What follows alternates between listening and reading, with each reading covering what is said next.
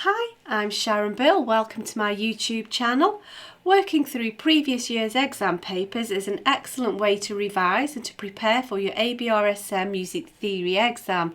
I've worked through every single question of every past exam paper in grades 1 to 5 from 2014 to 2018 to help you really get to grips with your music theory.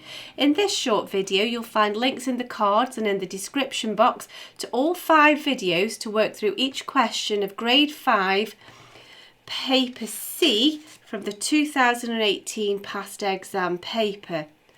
Grade 5 draws on all the information covered in the Music Theory and Practice workbook, in addition to the information covered in the previous grades as well. If you click on the link in the playlist in the description box, you'll find videos where I work through with you step by step through each question in each of the workbooks. As an additional help, if you go to my website, you can download some free PDF information sheets to accompany each step in this series. There's also a page on my website with all of my YouTube videos listed, and you can also find out about the books that I have available.